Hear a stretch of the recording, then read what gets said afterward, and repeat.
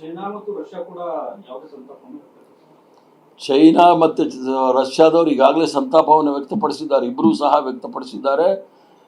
ಇದು ಆಗಿರೋದು ಸರಿ ಇಲ್ಲ ಅಂತ ಹೇಳಿ ಬಹಳ ಸ್ಪಷ್ಟವಾಗಿ ಹೇಳಿದ್ದಾರೆ.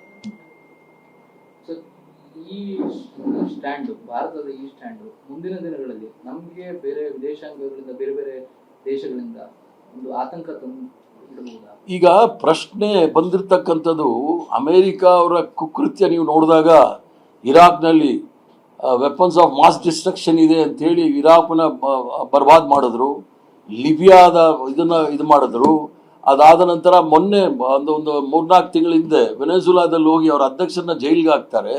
ಅಂದರೆ ಎಲ್ಲ ಸಾರ್ವಭೌಮತ್ವದ ಇರ್ತಕ್ಕಂಥ ರಾಷ್ಟ್ರಗಳಲ್ಲಿ ಅವರು ಯಾವುದಾದ್ರೂ ಒಂದು ರೀತಿಯಲ್ಲಿ ಹೋಗಿ ಅದನ್ನು ಅವರ ಹಿಡಿತಕ್ಕೆ ತಗೊಳ್ಳಿಕ್ಕೆ ಪ್ರಯತ್ನ ಮಾಡ್ತಾ ಇದ್ದಾರೆ.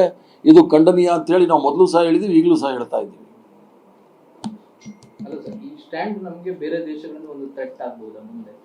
ಇಲ್ಲ, ಈಗ ಅಮೇರಿಕ ಮತ್ತು ಇಸ್ರೇಲ್ ಅವ್ರು ಮಾಡಿರ್ತಕ್ಕಂಥದ್ದು ನೋಡಿದಾಗ ಅದು ಯಾವ ದೇಶದ ಮೇಲೆ ಬೇಕಾದರೂ ಅವರ ಪ್ರಭಾವವನ್ನು ಬೀರ್ಬೋದು.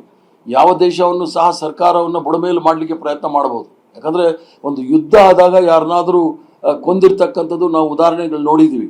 ಒಂದು ಮಾತುಕತೆ ನಡೆಯುವಾಗ ಹೋಗಿ ಕೊಲ್ಲೋದಿದೆಯಲ್ಲ, ಅದು ಒಂದು ಮೋಸದ ರೀತಿಯಲ್ಲಿ ಮಾಡಿರ್ತಕ್ಕಂಥದ್ದು ಅಂದರೆ ತಪ್ಪಾಗಲಾರ್ದು. ಇದು ಎಲ್ಲ ದೇಶದಲ್ಲೂ ಸಹ ಯಾವ ಸಂದರ್ಭದಲ್ಲಿ ಏನಾಗುತ್ತೆ ಅನ್ನೋದು ಗೊತ್ತಾಗೋದಿಲ್ಲ. ಮೋದಿಯವರು ಇಸ್ರೇಲ್ ಪರವಾಗಿ ನಿಂತ್ಕೊಂಡಿರ್ತಕ್ಕಂಥದ್ದು ಕೂಡ ವ್ಯಾಪಕವಾಗಿ ಟೀಕೆಗಳು ಗುರಿಯಾಗ್ತಿದೆ ಸರ್.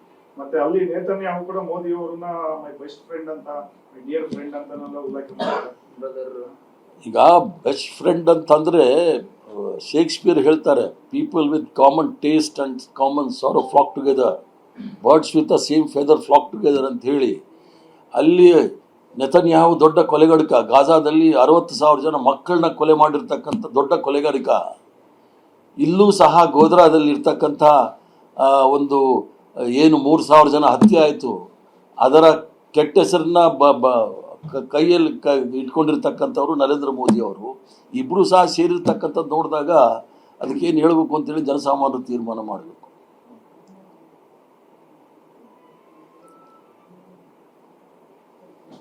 ಗ್ಯಾರಂಟಿ ಯೋಜನೆಗಳ ಬಗ್ಗೆ ಪರಿಷ್ಕರಣೆ ಮಾಡಬೇಕು ಅಂತ ಇನ್ನೊಂದು ಕಡೆ ಅಫ್ಘಾನಿಸ್ತಾನ ಮತ್ತೆ ಪಾಕಿಸ್ತಾನ ಕೂಡ ಯುದ್ಧ ಮಾಡ್ತಾ ಇದ್ದಾರೆ. ಅದು ಆಂತರಿಕ ವ್ಯವಹಾರಗಳು. ಯಾಕಂದರೆ ಅಲ್ಲಿ ತಾಲಿಬಾನ್ ಸರ್ಕಾರ ಇರೋದು, ಪಾಕಿಸ್ತಾನದಲ್ಲಿ ಅದು ಯುದ್ಧ ಬೇರೆ.